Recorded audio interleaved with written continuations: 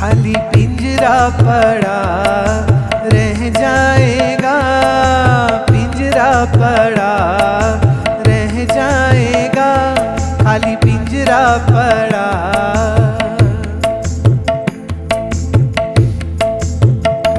खाली पिंजरा पड़ा रह जाएगा, खाली पिंजरा पड़ा रह जाएगा, जब हंसा अकेला उड़ जाएगा, जब हंसा अकेला उड़ जाएगा, खाली पिंजरा पड़ा रह जाएगा, खाली पिंजरा पड़ा रह जाएगा, जब हंसा अकेला उड़ जाएगा, जब हंसा अकेला उड़ जाएगा, खाली पिंजरा पड़ा रह जाएगा, खाली पिंजरा पड़ा रह जाएगा।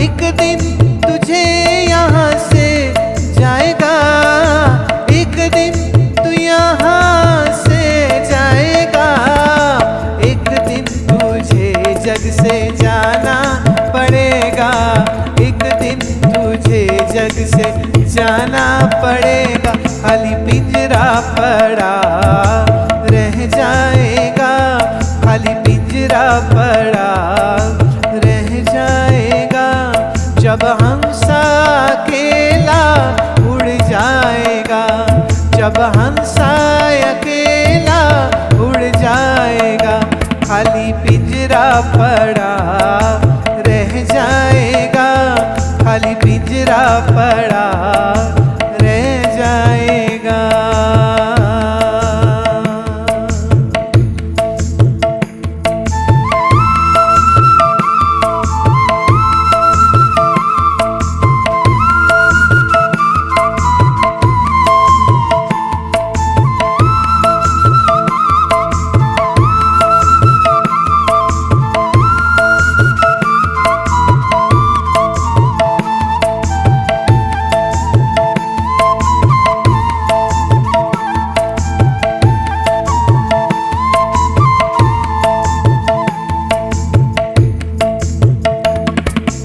माटी के पुतले को क्या तू सजाए, माटी के पुतले को क्या तू सजाए, मलमल के साबुन और तेल लगाए, मलमल के साबुन और तेल लगाए, पल में ये सारा बिखर जाएगा, पल में ये सारा बिखर जाएगा, जब हंसा अकेला उड़ जाएगा, जब हंसा अकेला उड़ जाएगा, खाली पिंजरा पड़ा रह जाएगा, खाली पिंजरा पड़ा रह जाएगा, जब हंसा अकेला उड़ जाएगा, जब हंसा अकेला उड़ जाएगा, खाली पिंजरा पड़ा रह जाएगा, खाली पिंजरा पड़ा रह जाएगा।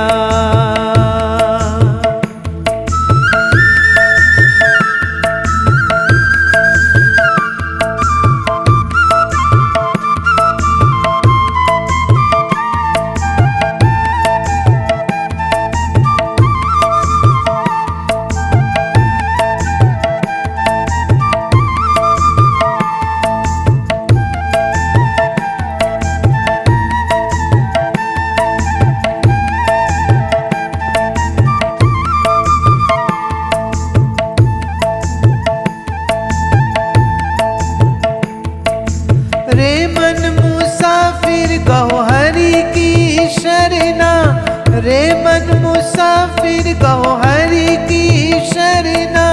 ओ गीतानंद अब देर ना करना, ओ गीतानंद अब देर ना करना।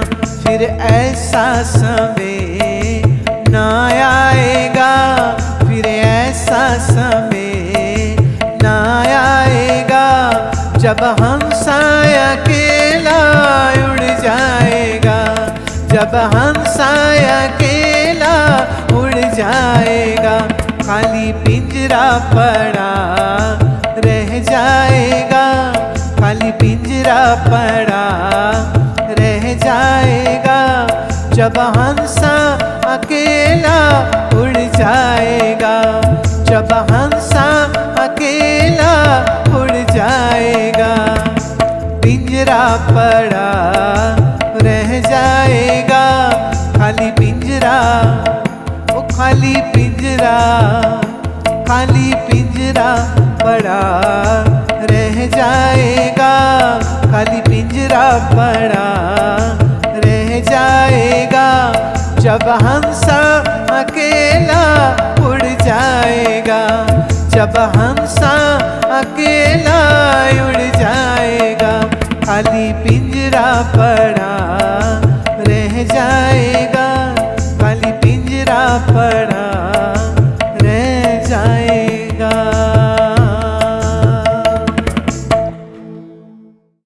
इसी से संबंधित एक सवाल भी आया है, तो वो भी लेते हैं, पूछते हैं। जब ये कहा जाता है कि सपने जैसा संसार है, क्या ये कथन प्रतीकात्मक है, मेटाफोरिक, या वास्तव में सपने की दुनिया है और इस जगत का गुण धर्म समान है?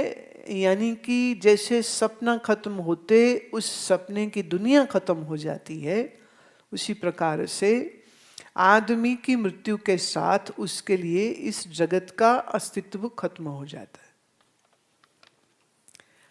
संसार सपना है या नहीं है? देखो, महात्मा कहते हैं जैसे सपना रैन का तैसो ए संसार। महात्मा तो यही कहते, गुरु महाराज यही कहते। ब्रह्म सत्यम जगत मिथ्या जीवो ब्रह्मैव न परः। शंकराचार्य कहते संसार मिथ्या। आप पूछते हैं है या नहीं है? चूंकि आपका ये प्रश्न बता रहा है कि अभी आपको सत्य क्या है ये मालूम नहीं है, इसलिए संसार स्वप्न है या नहीं है ये प्रश्न आप उठा रहे हैं। Now, if I say whether you exist or not, forget about world. My question is, do you exist or not? Because the person has not written his name, so I don't know who this person is. Anyhow, this is applicable to everybody. Do you exist or not? What do you feel? You do? What is the evidence that you exist?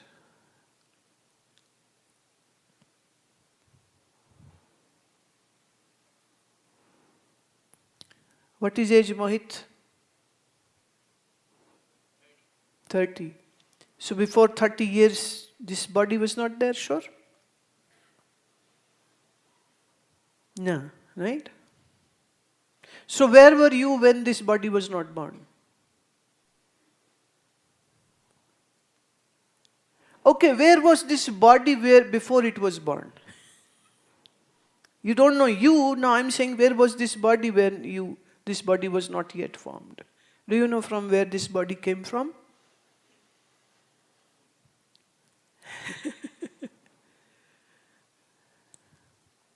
Let me make it a whole ladder of hierarchy for you. A child comes from parents. From father's body it is the semen, from mother's body it is the ovum, right? Now how did semen and the ovum got formed? They ate food, right? They ate food, wheat, rice, veggies, everything, legumes, everything. So the wheat was growing in the field and the milk was in the cow's udder, and they had this food, and from that food There are 7 dhatus which get formed in the body, as per Ayurveda. Ras, Rakta, Mams, Med, Asti, Majja, Shukra. Shukra is the 7th layer, 7th dhatu which is formed from the food. Now, my question is, the wheat which he ate, is that wheat the father, or is it that body which is the father? Who is the father?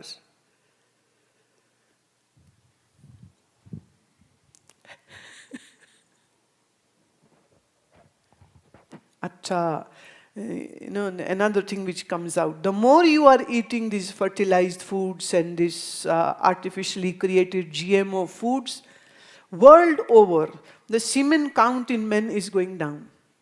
Meaning the men are becoming infertile. And the women are becoming infertile. Why? Because of this chemical-laced food. Their ability to become a parent is now going down the drain.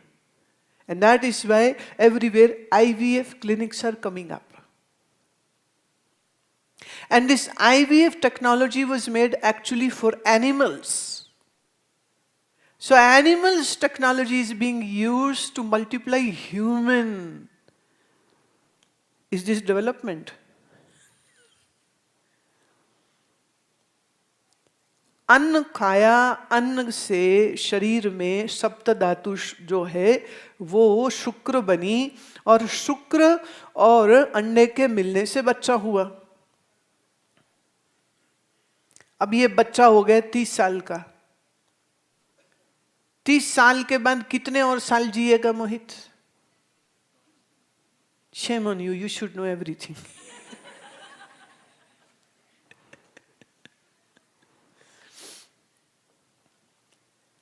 Can you understand how dangerous it is not to know when you will die?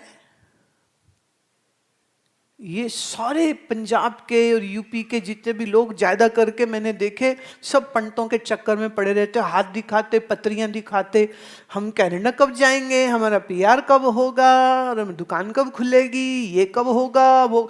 सबसे पहले पूछो मैं जिंदा कब तक रहूंगा.